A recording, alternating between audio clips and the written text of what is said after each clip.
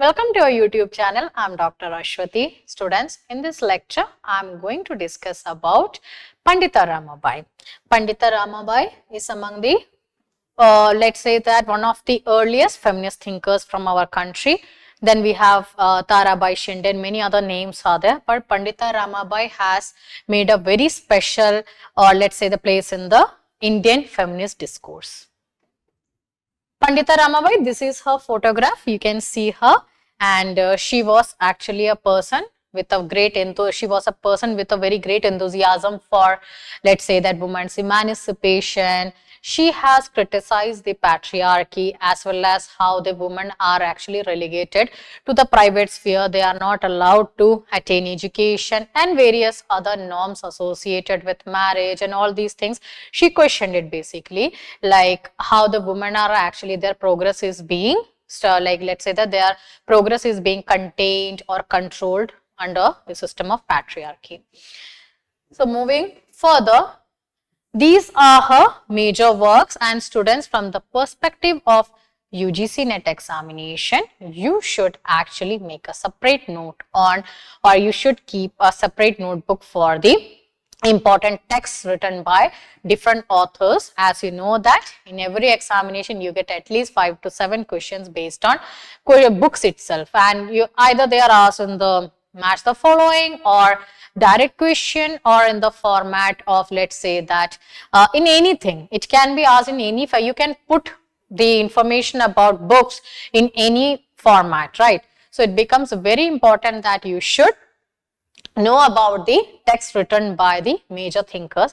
And yeah, it is not that easy, but yes, as I always say that when you revise them again and again, then at least it remains in your memory, like subconscious memory somewhere, that okay, I have read it, rather than not reading at all. At least when you read it or when you write it down, don't make a note over laptop. This is my personal advice, because when you make a note on laptop, you tend to forget it. Write with a pen and paper, note it down in a copy where you can flip through the pages every day, and it is good. And you can make an e-copy also in order to keep it handy when you are traveling or doing something recreational or anything that you can just have a time, and in between you can just go through it. Every day when you do this thing, then let me tell you, I promise you will never forget the names of the textbooks, because there are so many, at least 500 textbooks are there that you have to remember.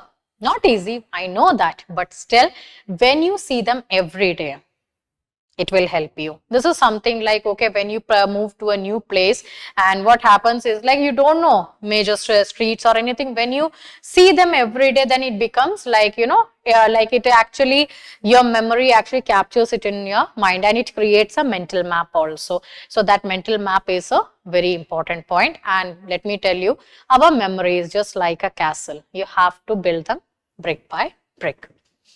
Now, these are the major works by Pandita Ramabai. And Stri Dharma Niti, written in 1882. England Cha Pravas, this was published in 1883. The Cry of Indian Woman, published in 1883. The High Caste Hindu Woman, published in 1887. United States Chi Lokeshiti Ani Pravas Vrita, this was published in 1889, and Mukti Prayer Bell, this was her newsletter. So these are the important books written by Pandita Ramabai. Among them, the most important work is this one, The High Caste Hindu Woman, what she has written.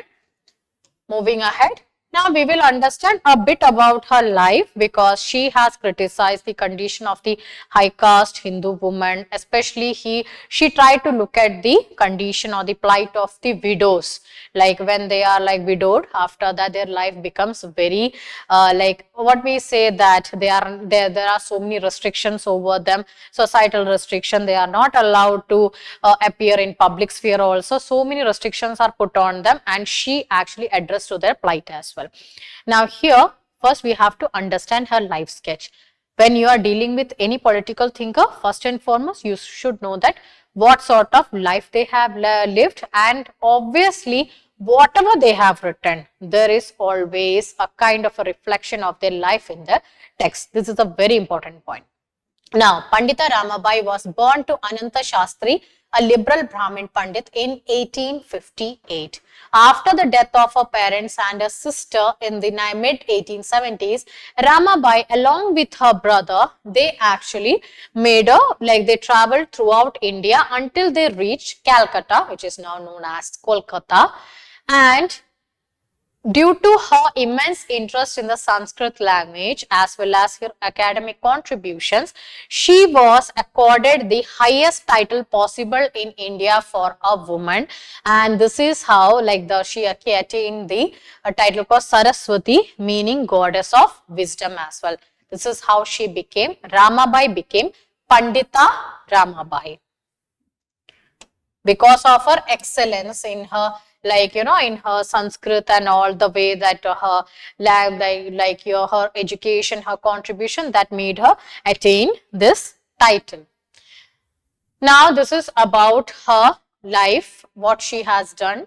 So she founded the Arya Mahila Sabha in 1881. This is a very important achievement from her life struggle, that she founded the Arya Mahila Sabha in 1881, and this may be termed as India's first feminist organization. Please note it down. Ramabai decided to go to England to seek British support for her new widow home. So she was actually not like a kind of a person who was being a reformer. She was a kind of a struggler also, that she wanted to bring change or to bring emancipation for the widowed women. In England, she was drawn more closer to that of Christianity. And on September 25, 1883, Pandita Ramabai converted to Christianity.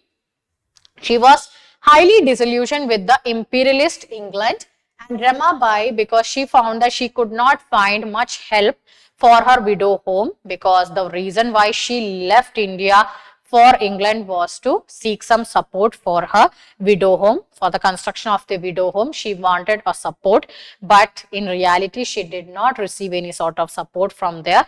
That was the reason why she actually left England for United States of America. And it was on the invitation by Rachel Bodley, and she left for USA in 1886. Please note down the year. Now, her associations in the United States resulted in the formation of the Ramabai Association in Boston, and in December 1887. So, here you can say that how she actually was actively engaged right from India. She moved to England, then from there she moved to USA with only one aim, that was to bring emancipation for the Indian woman, specifically the widow woman in India. She returned to India in 1889 and formed the Sharda Sadan in Bombay. So, this was also a very big turning point in her life. And in 1919, the British government awarded the Kaiser-i-Hind medal for her distinguished service to the Indian education system. So, here you can understand that as a reformer, she worked relentlessly for the emancipation, upliftment of the widows as well as for the other women also. It was not that she was not limited to widows itself, but yes, she worked towards their emancipation, and through her writings also, she tried to tell the world that the problems faced by the Indian woman. As you can see from her, the title of her text itself, that the cry of Indian woman, the high caste Hindu woman. So, here by the titles itself and the first books, Sri Dharma Niti, also showcase that how the woman actually lived through that period, how the woman's mobility was actually restricted under the patriarchal system. So, she questioned the traditional authority, she questioned how the women are being thrown to that of oppression. All these things were identified by Pandita Ramabai. And yes, she after a very long struggle with her the way she worked for the upliftment of women, and she passed away in 1922. And it's a very important point that she received the title of Kaiser-i-Hind from the British government. So students, that's all about Pandita Ramabai.